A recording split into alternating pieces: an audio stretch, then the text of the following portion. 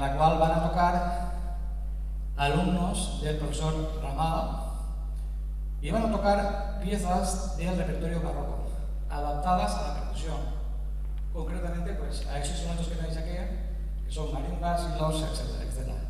Vamos a oír piezas adaptadas en formato orquesta y también solos.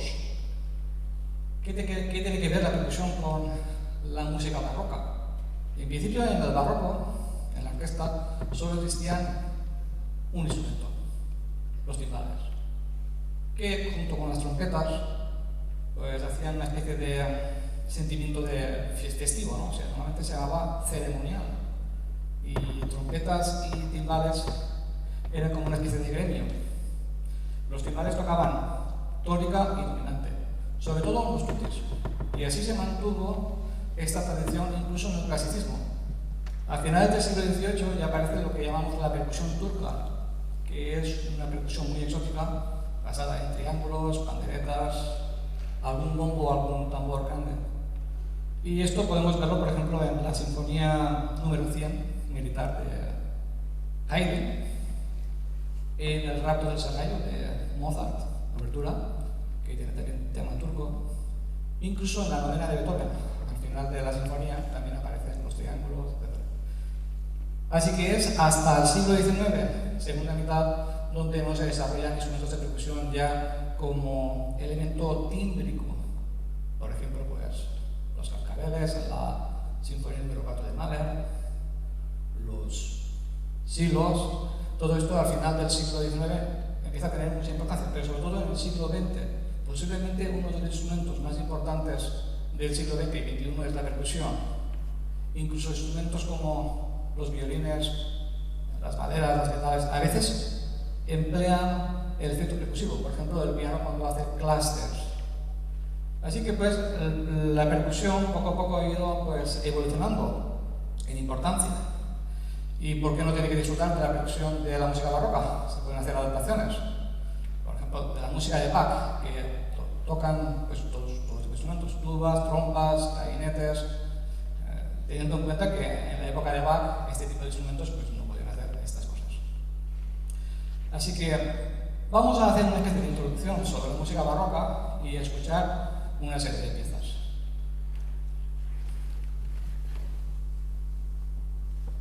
En principio, la época barroca tiene una duración de 150 años aproximadamente y tiene 3 subperiodos, aproximadamente de 50 años cada subperiodo. El barroco nace en Italia, por supuesto, y nace con el bajo continuo. Pero lo que vamos a escuchar es un periodo barroco que llamamos periodo barroco tardío o periodo barroco pleno. Es la época de Bach, Händel, Scarlatti y Vivaldi. Tiene unas características concretas. No obstante, el barroco nace con el bajo continuo. Esta es la característica más importante del barroco. Riemann dice que la época del barroco es la época del bajo continuo. Cuando aparece el bajo continuo o desaparece, ya desaparece esta época, que como hemos dicho, tiene una duración aproximada de 150 años. Este es un ejemplo del bajo continuo. ¿Qué es el bajo continuo? Es un bajo que tiene una base armónica muy importante. O sea, aparte de que tiene un ritmo continuo, aparecen unas cifras que son el bajo cifrado. ¿Qué diferencia hay entre el bajo cifrado y el bajo continuo? No hay ninguna. Es un sistema de composición que nace en Italia y gracias al bajo continuo pues nace la ópera, nace la cantata, nace el oratorio, nacen una serie de géneros que tienen que ver con este tipo de acompañamiento, que es un acompañamiento muy simplificado. A partir del bajo continuo se desarrolla la música instrumental, el acompañamiento instrumental.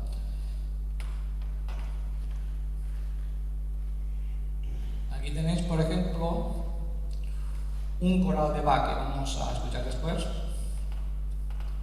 y que también tiene un continuo, aunque el coral es una melodía armonizada.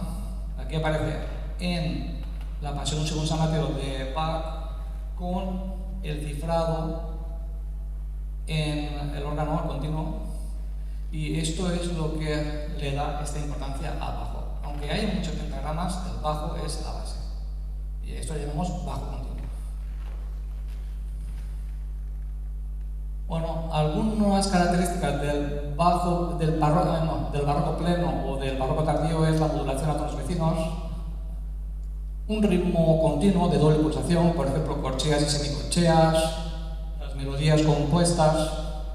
Una melodía compuesta normalmente es una melodía que está formada por arpegios, por saltos de sexta, séptima o de cambios de registro. O sea que simula varias voces dentro de una melodía.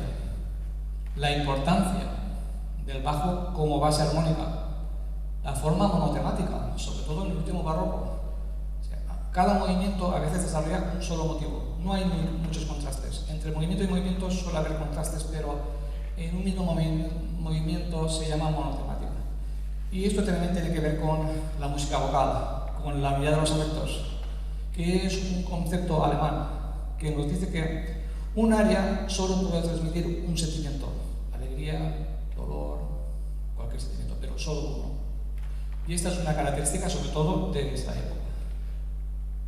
En esta época aparecen las primeras formas musicales. La música dividida en movimientos nace en el barroco pleno, aunque antiguamente ya tenemos danzas como pues el alemán, la alcoranda, la bandejía, que podemos considerar movimientos. Pero a partir del último barroco, los conceptos, por ejemplo, los dividimos en movimientos, conceptos solistas, etc. Las sonatas. Antes de esta época no había una determinación o una subdivisión de movimientos. Había lo que llamamos una especie de estructura seccionada, pero dentro de un mismo continuum. Por ejemplo, puede cambiar el compás, el tempo, pero el continuum se mantiene.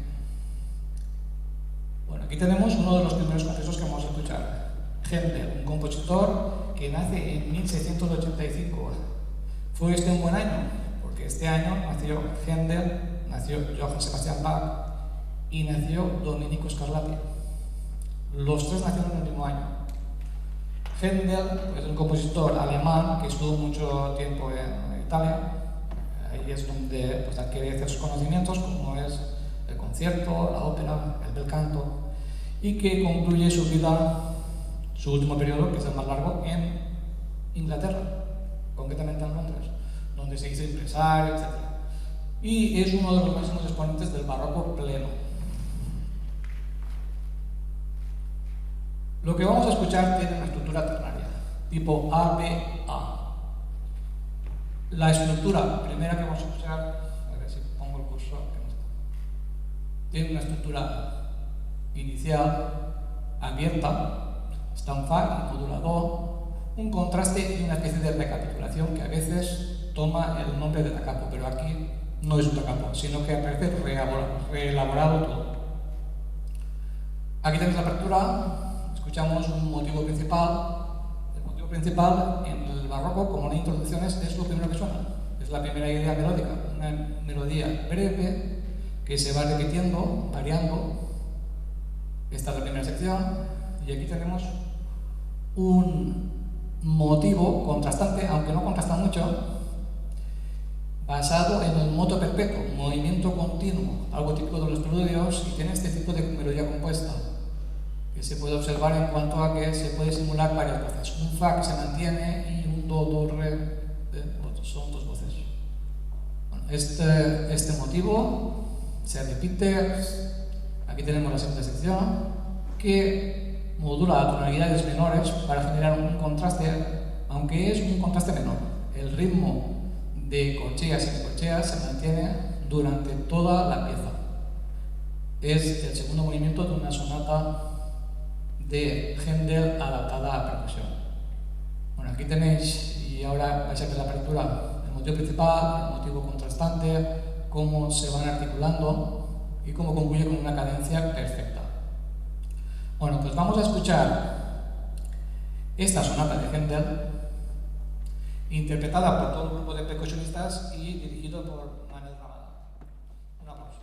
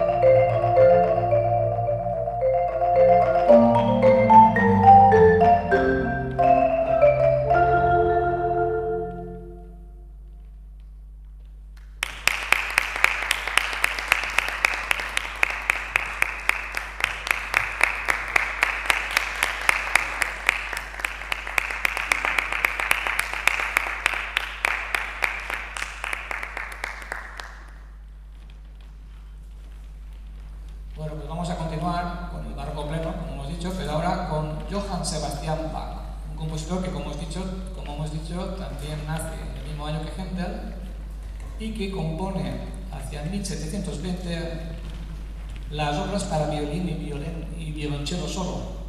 Son unas piezas, como indica su título, que aparecen sin acompañamiento y que son hoy en día interpretadas no solo por violín y violonchelo, sino por todo tipo de instrumentos melódicos, incluso armónicos. Johann Sebastian Bach estuvo en Köthen entre 1717 y 1723. En esta época es cuando más música instrumental compuso, ya que estaba como maestro de capilla en una corte. Y de esta época son los conciertos de Brandenburgo, las suites, el clarinete temperado, algunas piezas de concierto y otras con intención pedagógica. Aquí tenéis un grabado de Köthen de la época, es el palacio. Y bueno, aquí tenéis la serie de 6 suites para violonchelo que se compusieron hacia 1720 y que cada suite tiene 6 piezas que se inician con un preludio. Tienen una serie de danzas. Aquí tenéis el preludio con el cual se inicia cada una de las 6 suites. ¿Qué es un preludio? Un preludio es una pieza que normalmente tiene su origen en el calentamiento instrumental. Para calentar, antes de tocar algo serio como una fuga, pues se improvisaba un preludio. La palabra preludio sería tocar, pues antes de tocar algo serio se improvisaba. De hecho, tiene este carácter improvisatorio, pero puede adquirir cualquier textura, cualquier estructura. Así pues, es una pieza libre, no tiene una estructura concreta. Aquí tenéis, por ejemplo, en las 6 suites para cello, que el preludio 1 y el 3 tiene un carácter de moto perpetuo, o sea, un ritmo continuo de semicorcheas o corcheas. Lo mismo ocurre con el 4 y el 6. Y las suites centrales, la número 2, tiene carácter de sarabanda. O sea, es una danza de origen hispano, lenta en 3/4. Y la suite número 5 es una obertura francesa, o sea que puede adquirir cualquier estructura y textura. Aquí tenemos el preludio, está en re menor. ¿Por qué es una sarabanda? Pues porque tiene, aparte del compás de 3/4, un leve acento con una nota de mayor extensión en el segundo tiempo.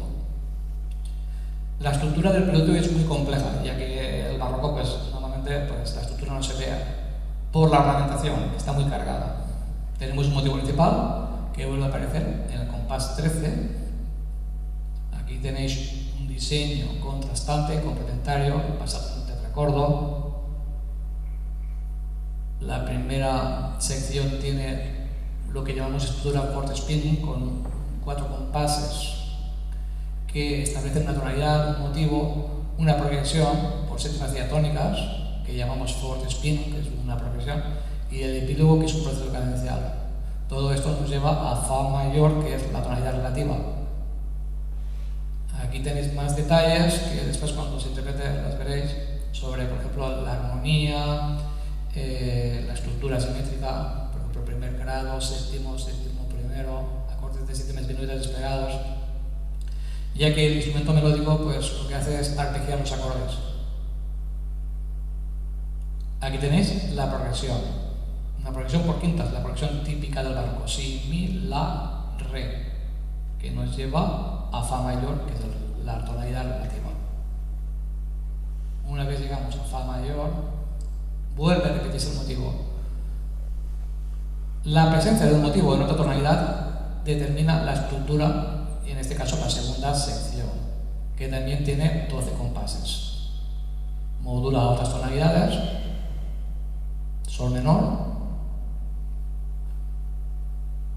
pasa por la menor, son todo tonalidades vecinas. Y puede haber fórmulas cadenciales que generan ciertos momentos de oclusión. La tercera sección es la más extensa, es una estructura ternaria con 11, 9 y 15 compases. Tiene un proceso cadencial larguísimo, numerosas simetrías. Por ejemplo, aquí tenéis el la, fa, mi, re, sol, re, mi, fa, la, que es un palíndromo, la, fa, mi, re, sol, re, mi, fa, la. Se puede leer de principio a final o de final a principio. Y concluye con un proceso cadencial donde el motivo reaparece, pero con mayor extensión, con las notas más graves del cello. Y aquí tenemos lo que llamamos un silencio dramático, algo muy típico del barroco. Después de un pasaje con muchas notas, aquí aparece un momento dramático, ya que la pieza no concluye aquí. Tenemos acordes de sexta napolitana y sobre todo mayor extensión en cuanto a registro y un proceso cadencial que concluye con la cadencia final. Aquí se ve cómo aparecen los acordes que se pueden arpegiar y la pedal de tónica que nos lleva, la pedal dominante que nos lleva a la tónica. Bueno, pues vamos a escuchar este preludio en re menor de la suite número 2, interpretado por Víctor Pérez Valenciano. Aplauso.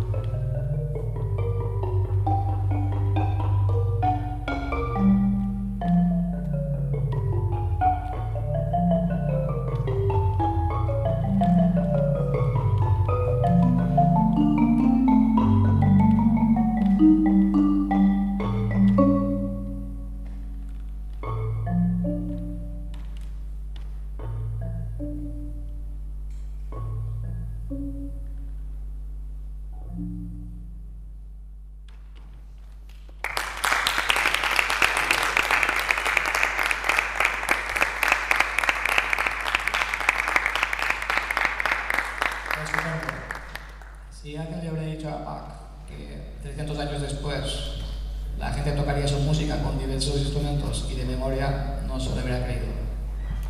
Pero bueno, vamos a continuar. Aquí tenemos un resumen de algunas cosas que hemos comentado.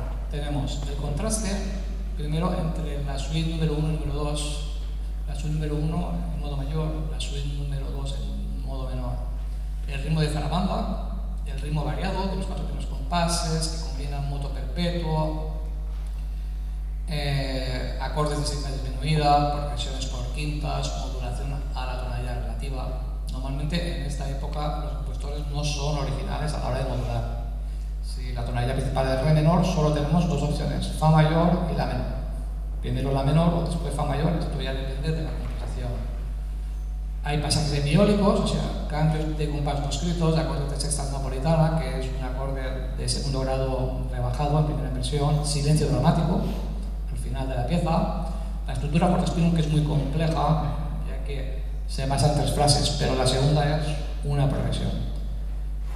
Bueno, y estructura ternaria, y hemos hablado también de palíndromos melódicos.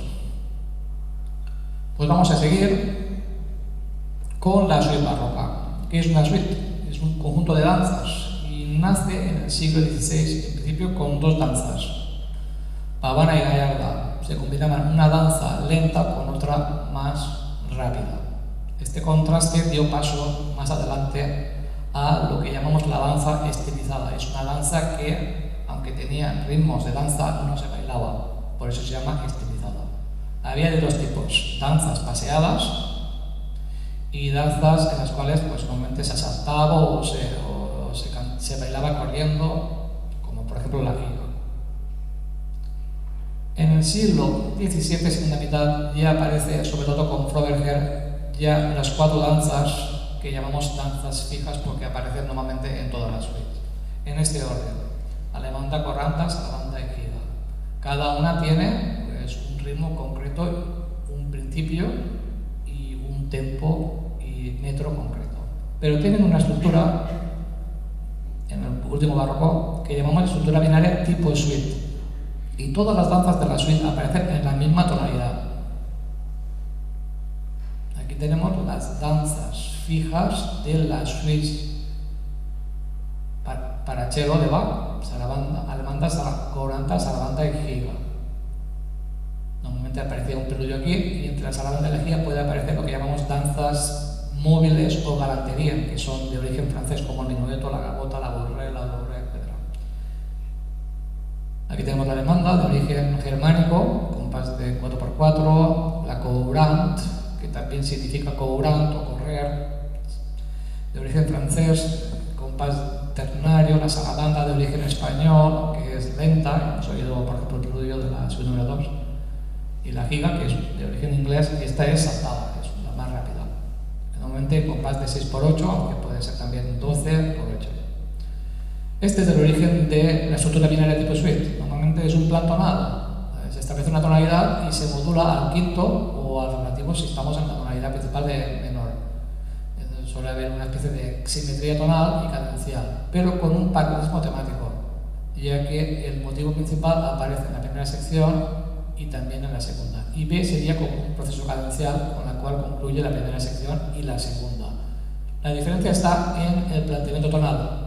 La primera sección es abierta y cadencia en otra tonalidad y la segunda invierte el proceso.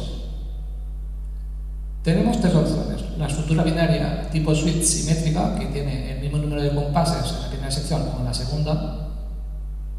La estructura binaria tipo suite asimétrica, en la cual la segunda sección es de mayor longitud. Y la estructura binaria tipo suite respositiva, que dará paso después ya a la forma sonata en la segunda mitad del siglo XVIII.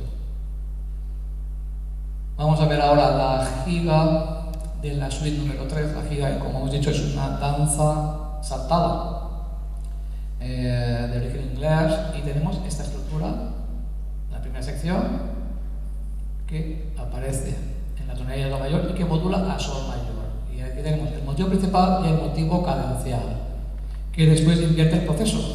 Aunque no aparece el motivo principal, aquí tenemos el motivo cadencial. Por supuesto que aquí aparecen pues, modulaciones, cadencias, etc. Todas dentro de un moto perpetuo, a veces estos pasajes, las melodías compuestas, donde se vuelan más de la voz, por ejemplo la pedal de dominante con estas notas, a mi, re, mi. Bueno, pues Pues todo esto es la estructura binaria tipo suite de la giga. Y ahora vamos a escuchar, interpretado por Gabriel López Sancho, esta giga de la suite número 3.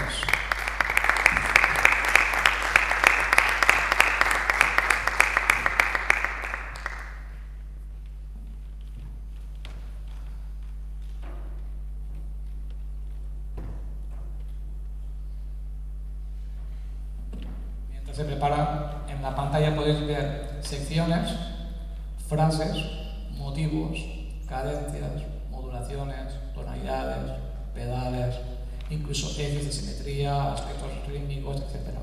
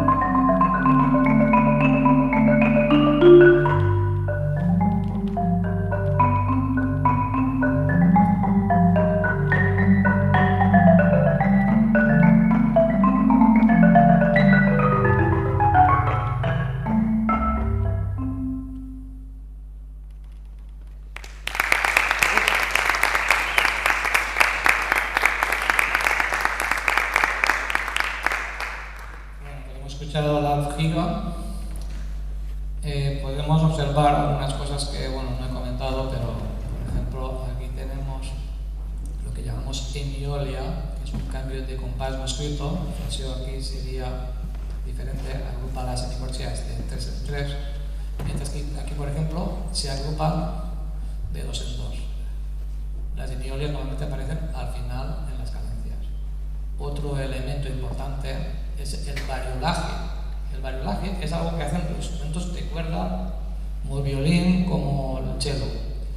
Se trata de alternar una nota, normalmente es una nota que en el cello se considera como cuerda al aire, y se va alternando con otras notas pisadas. Esta alternancia tiene el nombre de variolaria. Vamos a hablar un poco del coral. ¿Qué es un coral? Pues es una melodía que tiene un contexto religioso, concretamente luterano. Los corales nacen hacia 1517, cuando aparece la Reforma Protestante.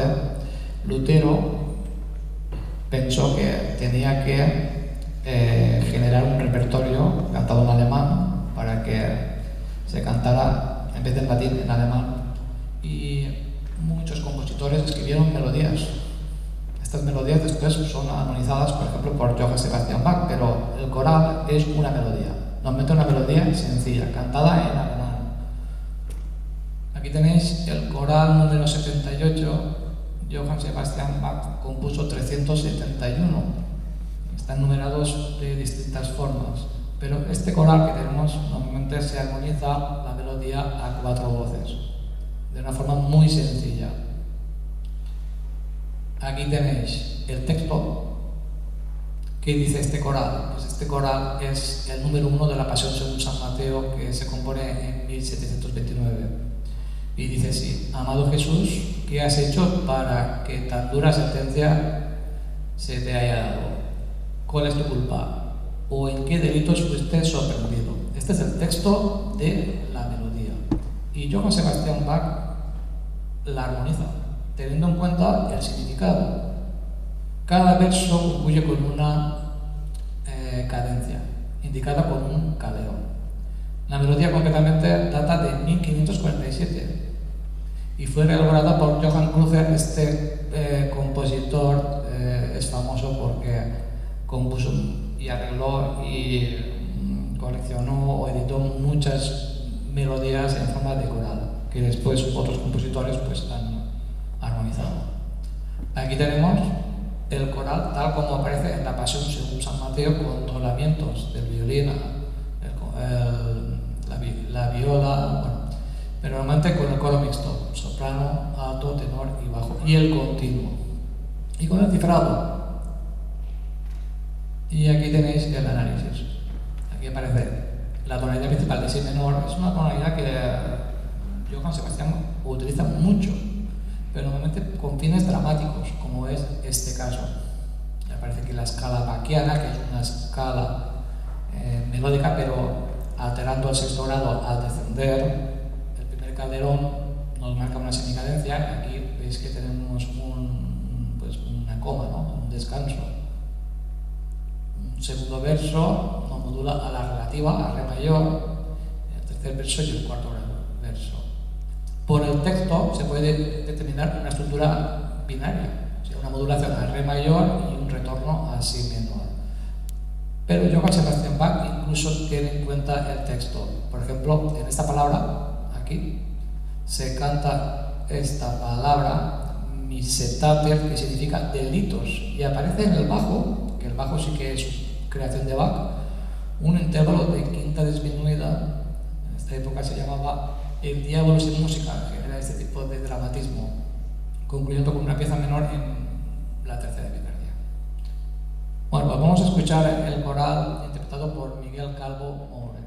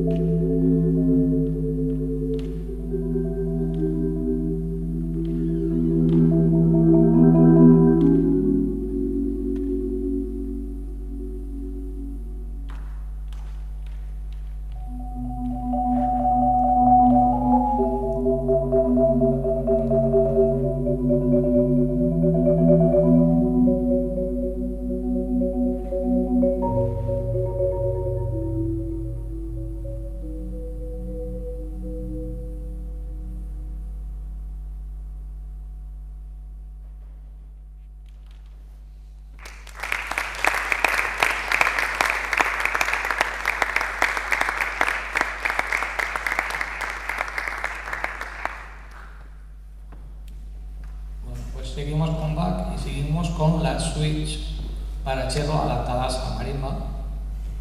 Y en este caso vamos a hablar de la alemanda de la suite número 2. También tiene estructura binaria tipo suite. En este caso tenemos 12 compases que se pueden dividir en frases de 4. Aparece la tonalidad principal de re menor y hay una modulación a la menor que es la dominante menor, con la cual cadencia. De tal forma que se ve la estructura simétrica 1, re, la, quinto de re menor. La segunda sección invierte el proceso, se inicia con el quinto de re, la, y concluye con re. Aquí se puede observar la estructura simétrica a nivel tonal. El plan tonal siempre es el mismo. Y aquí tenemos dos motivos. El motivo principal es una especie de descenso en semicorcheas que se repite en el tercer compás y que aparece variado a lo largo de la primera sección. Y el motivo contrastante que llamamos también cadencia, por el cual concluye. Como hemos dicho, se invierte el proceso en la segunda sección y aquí tenemos también pues, el final cadencial. Si observamos, hay muchos cambios de tonalidad. A veces son pasajeros y aparecen entre paréntesis, pero otros son modulaciones concretas. Un ritmo de alemanda con anacusa y el ejemplo de moto perpetuo, que no tiene nada que ver con la alemanda, sino con la música instrumental de la época, más típica de los preludios, pero que también aparece ya en las danzas. Hay momentos virtuosísticos, esto a veces también se le llama melisma, porque es un momento rapsódico de fantasía que rompe con el patrón y aplaza la cadencia. Aquí tenemos una cadencia rota, muy original. Y al final tenemos el mismo proceso, podemos observar el ritmo continuo de semicorcheas, pero que a veces se agrupan de dos en dos. Es lo que llamamos la doble pulsación barroca o el doble ritmo barroco. Un ritmo más rápido de semicorcheas, pero un fraseo a veces de corcheas que aparece en el fraseo, con grupos de dos. Bueno, vamos a escuchar esta demanda interpretada por José Augusto Gran García.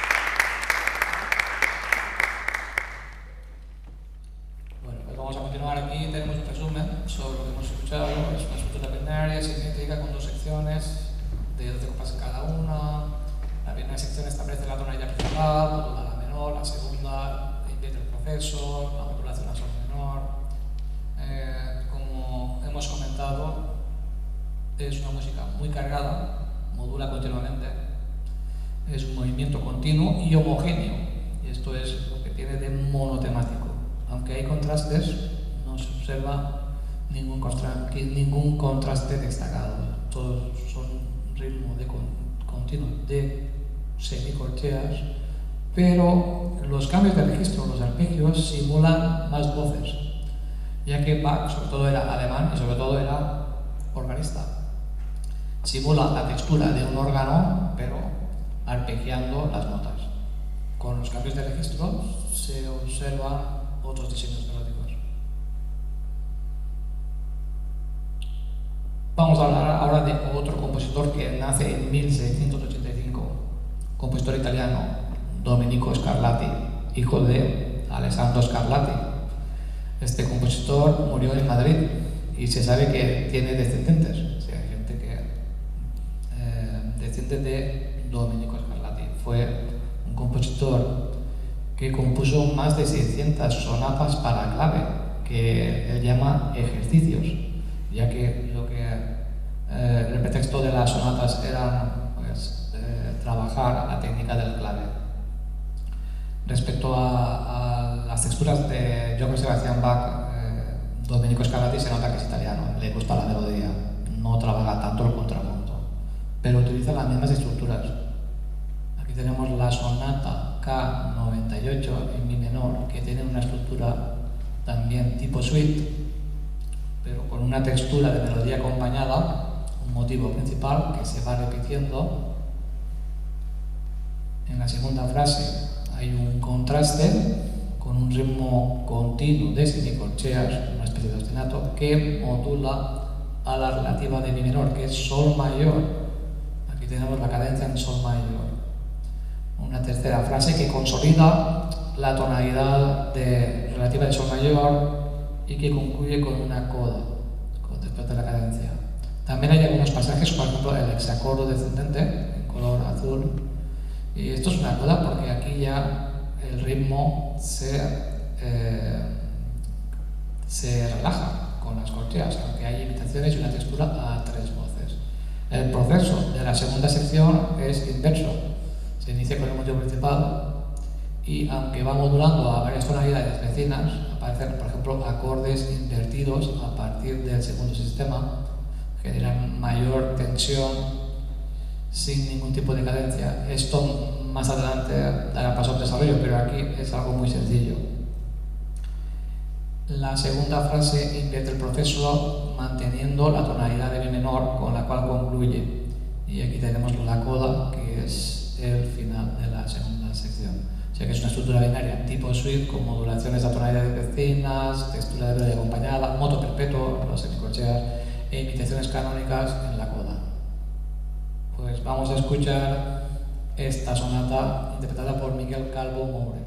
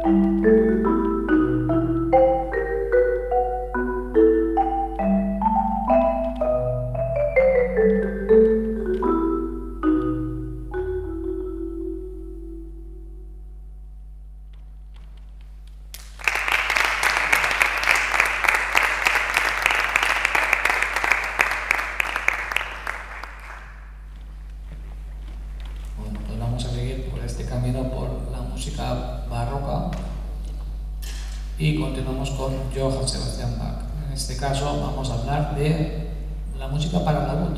Tiene también algunas suites para laúd, un instrumento que tiene mucha importancia, sobre todo en el Renacimiento, y que después desaparece. Pero aquí tenemos algunas piezas de Bach para este instrumento, concretamente la giga de la suite de mi menor, y también tiene esta estructura binaria tipo suite. Una primera sección de 8 compases que modula de mi menor a si menor. Podemos observar cómo Johann Sebastian Bach lo que hace es combinar ciertos diseños melódicos o motivos con ciertos ritmos, pero teniendo en cuenta la doble pulsación, semicorcheas, corcheas. La giga es una danza de saltos y también se observa en los saltos de los arpegios estos quebrados que aparecen en todos los compases, formando a veces progresiones, una progresión por quintas, algo muy típico del barroco, mi, la, re, sol, do, para modular a la tonalidad de si menor. Aquí la tenemos, ¿no? De mi a si menor, con la pedal tónica y la coda que arpegia el acorde tónica.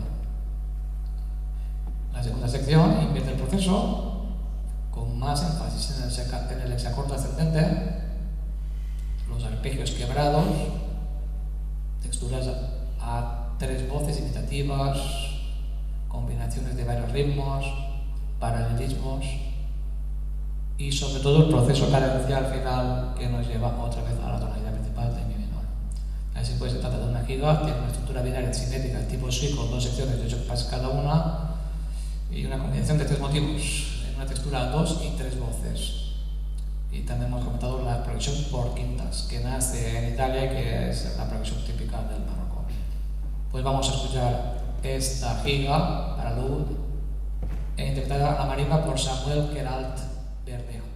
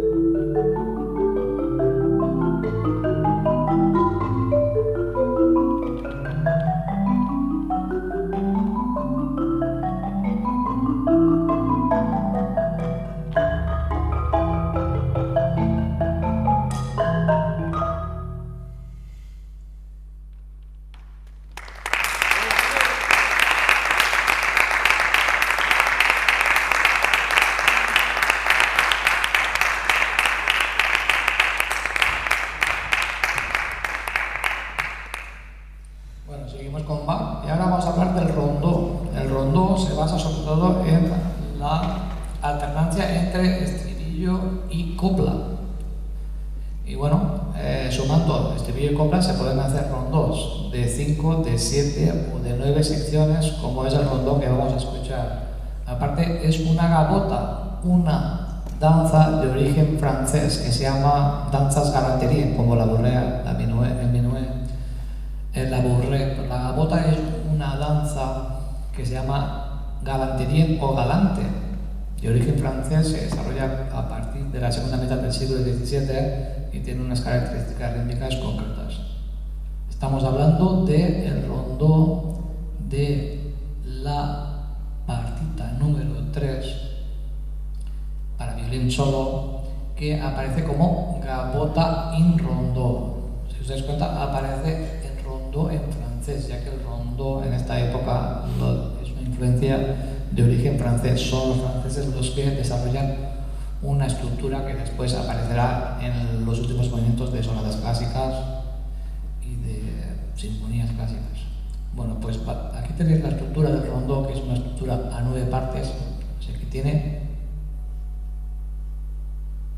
si observáis, tenemos 4 coplas, así que va alternando estribillo y copla hasta llegar a las 9 secciones, modulando en todas las tonalidades vecinas posibles. Vamos a escuchar el rondó en gavota interpretado por Noel Sáez Tour.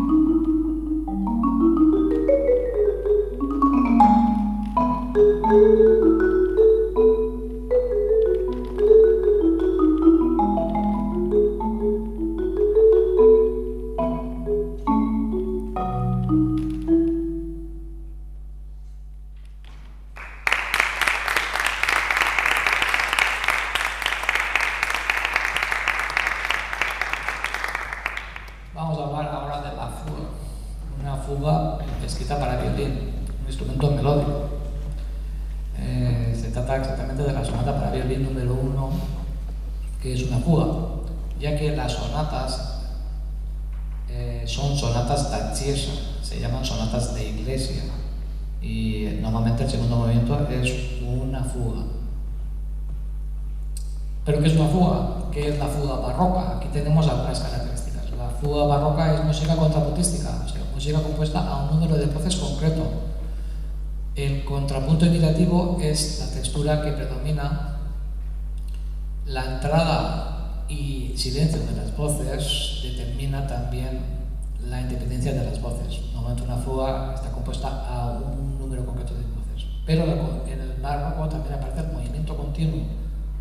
El barroco continuo da paso también al movimiento continuo a nivel rítmico. Una fuga, pues, así pues es música contrapuntística, contrapunto imitativo y la entrada de las voces por los silencios. En el barroco pleno es muy importante en la fuga el movimiento continuo, que tiene que ver con el moto perpetuo. Y la base armónica de la fuga toma el nombre de contrapunto armónico. Se diferencia del contrapunto antiguo en cuanto a que hay una base de acordes que tienen una lógica basada en la música tonal, en la doble modalidad. O sea, la base armónica está formada por progresiones de acordes de una forma lógica. Aparecen acordes de séptima, de progresiones de quintas, la tonalidad funcional que divide la función en tónica dominante y subdominante, el modo mayor, el modo menor, el diatonismo pero con pasajes cromáticos, la modulación a tonos vecinos que ya hemos comentado, el ritmo armónico rápido y uniforme. Todo esto son características del barroco pleno que se incorporan a la fuga. Aspectos de la fuga son el número de voces, el sujeto y la respuesta, que se van alternando, el tipo de respuesta que puede ser tonal, real o plagal, los contrasujetos o contrapuntos que acompañan al sujeto, los episodios que son momentos contrastantes donde no aparece el sujeto y aparecen motivos del sujeto o del contrasujeto. Después, dentro de la fuga aparecen procedimientos como las imitaciones, estrechos, que son imitaciones canónicas, el contrapunto invertible entre el sujeto y el contrasujeto, la inversión, aumentación, disminución, retrogradación, o sea, todo este tipo de transformación temática típica de esta época. Las fugas pueden tener estructuras binarias o ternarias o compuestas. Esta fuga que vamos a escuchar es una forma compuesta, tiene varias secciones. También aparecen conceptos como exposición, contraexposición, la relación entre las entradas, los episodios, las tonalidades, cadencias y pedales. El sujeto es el protagonista, es el tema de la fuga. También aparece la respuesta, que es la imitación. Puede ser real, plagal o tonal. En esta fuga, curiosamente, es plagal. Esta es una imitación a la cuarta costa. Este tipo de imitaciones desaparecen ya hacia 1720, pero en esta época aún se dan. Aquí tenemos la fuga con una armadura antigua, ya que estamos en sol menor, pero aparece solo un bemol. Esto es algo muy típico. Johann Sebastian Bach piensa a nivel modal en sol dórico con el mi natural, pero el mi bemol aparece continuamente como nota accidental. Tenemos el sujeto que aparece en registro medio del violín, imitado con la respuesta plagada a la cuarta, otras imitaciones, y se va alternando la presencia de este motivo principal que llamamos sujeto con momentos de mayor densidad que llamamos episodios, en este caso basados en el ritmo continuo de semicorcheas. Se van alternando. Aquí el registro es muy importante. Empieza la fuga con el registro medio del violín, la segunda sección con el registro más agudo, la segunda sección con el registro más grave, pero entre las entradas aparecen episodios, momentos de contraste que derivan del sujeto o que tienen este carácter de semicorcheas continua, o que aparece el sujeto fraccionado. Tenemos varias secciones. La primera sección con una cadencia en la tonalidad principal, otra segunda sección que modula a la tonalidad de la dominante menor, re menor, con la típica cadencia barroca con anticipación de la tónica. La tercera sección con el registro grave es la más extensa, con pasajes de corcheas que contrastan con este episodio basado en arpegios, en ritmo continuo de semicorcheas. que contrasta con el sujeto.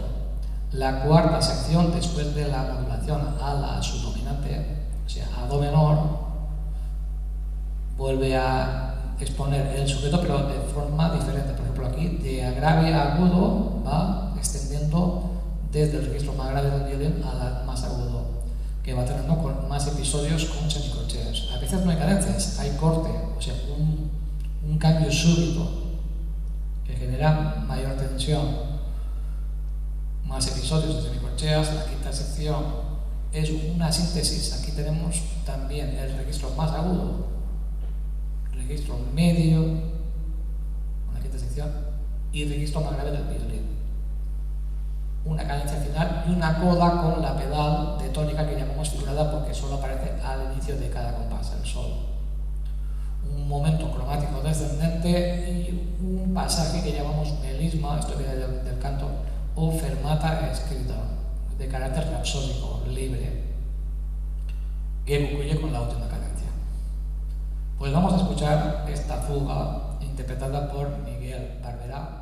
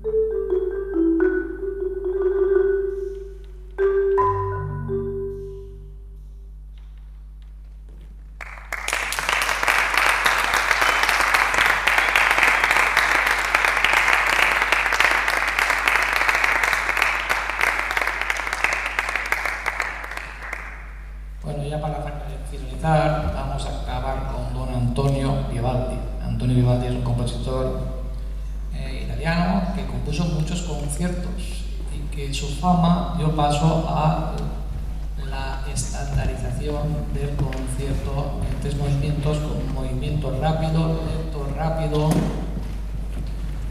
Normalmente en los primeros movimientos y en los últimos aparece lo que llamamos la estructura ritornello, que alterna ritornelos, que es una especie de estribillos, con solos. Los solos se consideran como una especie también de episodios modulantes, de tal forma que se genera una especie de arco de tensión tonal que modula tonos vecinos y que concluye con la tonalidad. Aquí tenemos la alternancia tutti solo, puede ser una estructura a 7 secciones o a más secciones. Normalmente la forma ritornello aparece en el primer movimiento y en el último. La diferencia entre el rondó, la estructura rondó y la estructura ritornello se basa en que la forma ritornello es una especie de rondó modulante, ya que cuando el solista modula, el ritornello aparece en la tonalidad en la cual se modula.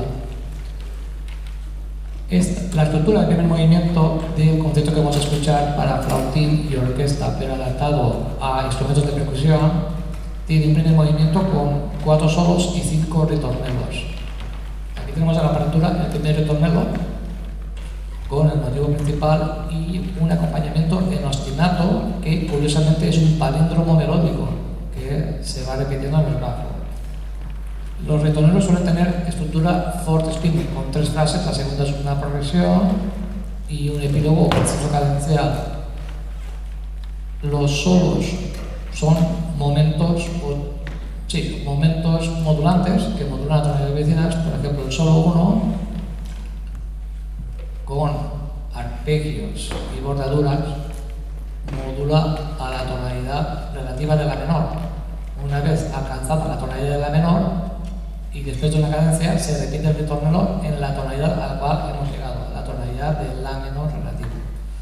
A veces se repite el ritornelo completo o parte del ritornelo. Por ejemplo, aquí aparece sin la progresión, sin el Fortespinung, de tal forma que es más breve. Normalmente el ritornelo más largo es el primero y el último. El solo 2 trabaja arpegios en el solista, con un acompañamiento mucho más simple sin el bajo continuo. También modula a tonalidad, en este caso a la tonalidad de la subdominante de Fa mayor, con un momento de mayor virtuosismo, y da paso al ritornelo número 3 en Fa mayor, que repite tal cual aparece al inicio del movimiento. El solo 3 toma otra vez el diseño de arpegios y nos da paso ya al ritornello 4, en este caso mi menor, que es la mediante, que repite parte del ritornello, o sea, aparece con la progresión forte spinum y el epílogo. El solo 4 tiene también otras dificultades técnicas, por ejemplo, cambios de registro, en corcheas, arpegios, aparece sin el bajo continuo, las voz más graves, la viola, para generar contraste de menor densidad, mayor virtuosismo con escalas, y esto nos da paso al último ritornello, que repite el primero en la tonalidad principal. Bueno, pues este concierto tiene 3 movimientos y el primero es rápido, el segundo es lento en mi menor y el último también tiene estructura ritornello. Así que vamos a escuchar este concierto dirigido por el profesor Manuel Ramada. Y con esto concluimos este concierto en familia. Esto es súper familia, hemos estado aquí muy a gusto, ¿no? Y concluyo, y bueno, pues estoy encantado de trabajar en percusionistas y de escucharlos, y con esto terminamos la lección.